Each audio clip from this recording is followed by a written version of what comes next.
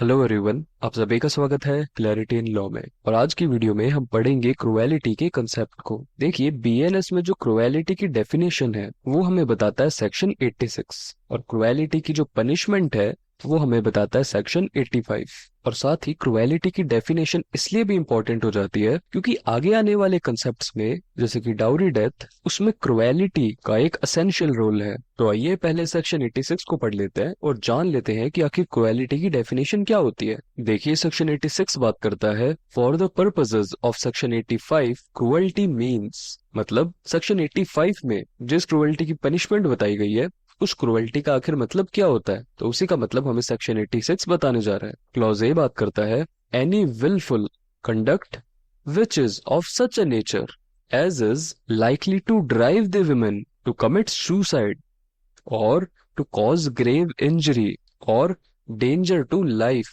limb or health, whether mental or physical, of the women।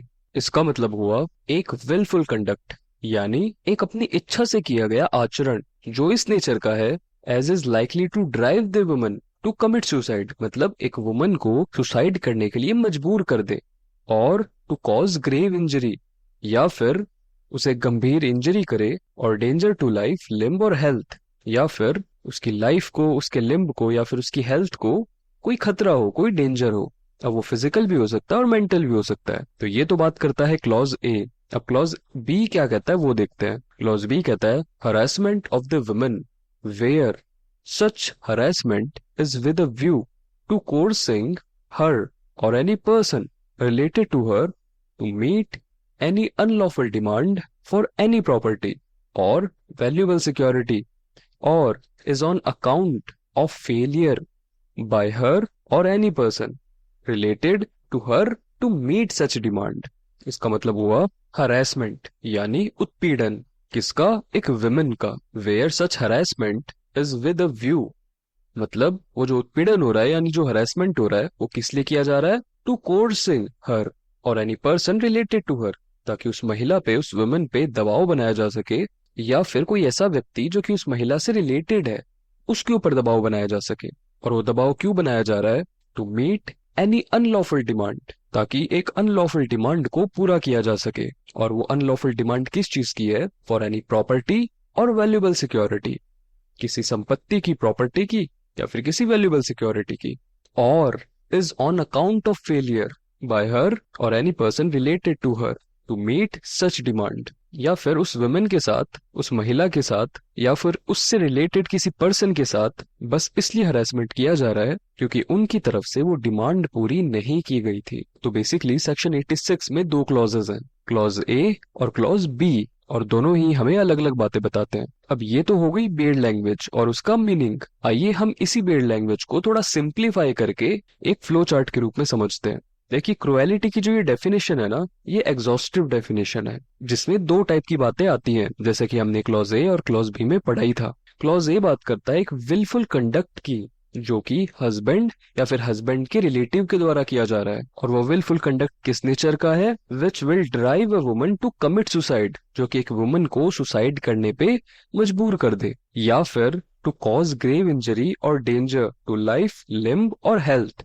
या फिर वो wilful conduct इस नेचर का है कि उस वुमन को ग्रेव इंजरी कॉज कर दे, या फिर डेंजर कॉज कर दे उसकी लाइफ को, लिम्ब को, या फिर हेल्थ को। और लास्ट में क्या बात आती है? ये मेंटल भी हो सकता है और फिजिकल भी हो सकता है। तो इस बारे में हमें बताता है क्लॉज ए, जिसे हमने अभी जस्ट सिंप्लीफाई करके पढ़ा।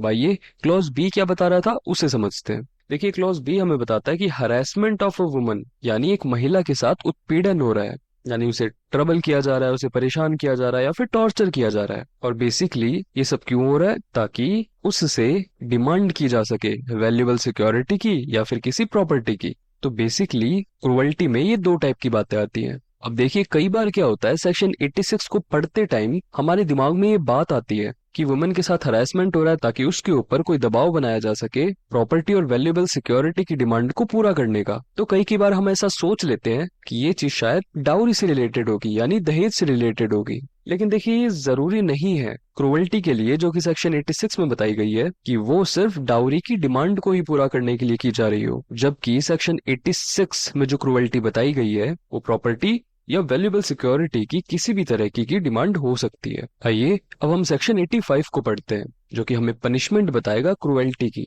देखिए सेक्शन 85 का टाइटल है हस्बैंड और relative of husband of a woman subjecting her to cruelty. मतलब बेसिकली जिस क्रुएल्टी के बारे में हमने सेक्शन 86 में पढ़ा था, वही क्रुएल्टी उस वुमन का हस्बैंड या फिर उस हस्बैंड का कोई रिश्तेदार उसके साथ करते हैं तब। सेक्शन 85 की बेड लैंग्वेज कहती है हूएवर बीइंग द हस्बैंड और the relative of the husband of a woman, यानी कोई भी जो कि उस वुमन का हस्बैंड हो या फिर उस हस्बैंड का कोई रिलेटिव हो, subjects such woman to cruelty, उस वुमन के साथ क्रुएल्टी करता है, shall be punished with imprisonment for a term which may extend to 3 years and shall be also liable to fine। तो ऐसा करने पर उन्हें पनिश किया जाएगा इम्प्रिजनमेंट से, जो कि 3 साल तक हो सकता है। और साथ ही यहाँ पे ध्यान रखिएगा, यहाँ पे एंड का यूज हुआ है, यानी इम्प्रिजनमेंट के साथ फाइन लगेगा ही लगेगा। तो बेसिकली क्रुएल्टी की पनिशमेंट क्या हुई, up to 3 years plus fine.